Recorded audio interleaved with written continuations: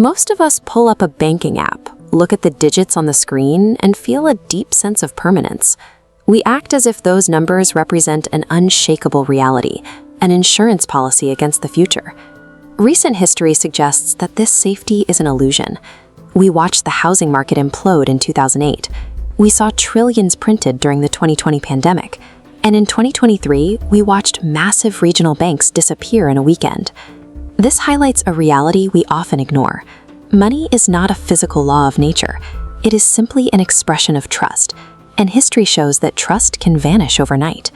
Every empire promises its financial system will last forever, yet history proves them wrong every single time. Total financial collapse appears to be the standard life cycle of human economies. Since systemic failure is a historical constant, wondering if it will happen is a waste of time. The real question is how you protect yourself when it does. If you look at the ashes of past empires, you'll find three distinct ways systems fail. The first path to ruin is through dilution. Eventually, governments succumb to the temptation to print or debase their way out of a crisis, destroying the value of the currency they issued. The Byzantine Empire relied on the gold solidus, a coin so reliable it anchored global trade for centuries. But even they fell into the trap. Rulers began shaving the edges and mixing cheaper alloys into the gold to stretch the budget. Merchants who quietly hoarded original, unshaved gold preserved their wealth, while everyone else watched their money's purchasing power evaporate. During the American Civil War, the Confederacy printed staggering amounts of paper graybacks to fund their military.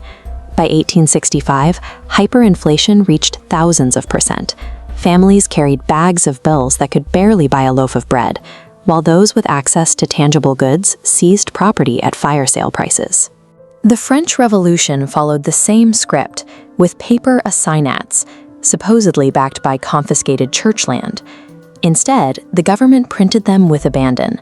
Farmers eventually refused to accept paper at all, demanding silver or goods, leading to the return of bread riots in Paris.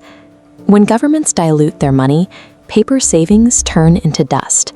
Survival belongs to those holding assets the system cannot counterfeit, like land or physical gold. The second path is institutional failure. This occurs when the currency might hold value, but the vault holding your money simply vanishes. In the 1340s, Florence was the financial capital of Europe. Banking dynasties like the Bardi and Peruzzi seemed too big to fail. But after they lent heavily to the King of England, who defaulted on his war debts, the banks collapsed. Ordinary citizens discovered that a bank's reputation is not the same thing as protection. This dynamic reappeared in Lebanon between 2019 and 2021. Middle-class citizens woke up to find bank doors barricaded and withdrawals frozen. Their life savings were effectively seized by institutions that had decided, in a crisis, not to pay them back. Institutions are for-profit entities, not public services.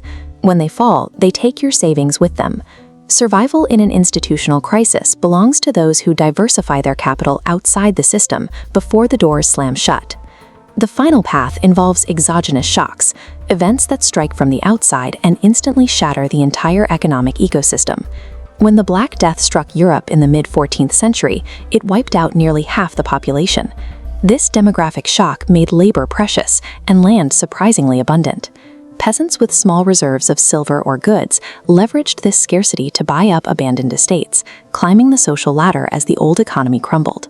We saw a modern version of this during the COVID-19 pandemic. Supply chains broke, and the resulting money printing caused asset prices to soar. Those living paycheck to paycheck fell behind, while those with liquidity scooped up property and stocks that others could no longer afford to hold. Regional shocks follow the same pattern. During the 1997 Asian financial crisis, nations dependent on foreign dollar debt saw their currencies collapse overnight. Ordinary citizens watched their savings lose value, while global institutions bought up local Asian assets at extreme discounts. Every shock creates extreme scarcity. Survival belongs to those with the liquidity to acquire abandoned assets at a fraction of their former cost, while the unprepared are forced to sell. When you look at these patterns together, you realize that wealth moves from those who trusted the system to those who recognized its fragility. In every crisis, we see this transfer. We saw it when medieval peasants used silver to buy land after the plague. and when merchants hoarded gold in Byzantium. Capital flows out of institutional trust and pools into hard assets and liquidity held by those who doubted the system first. Tangible assets and cash provide a shield, but the ultimate protection is human utility. The baker, the craftsman, and the builder survive and rise during crises because they manufacture real-world value. When abstract financial systems break down, people still need to eat, build, and trade. Those who can meet those needs are never poor for long. History crushes those who ignore its warnings. To protect yourself, you must abandon the illusion of permanence and secure something real. Securing your future means moving beyond passive saving and becoming an active builder.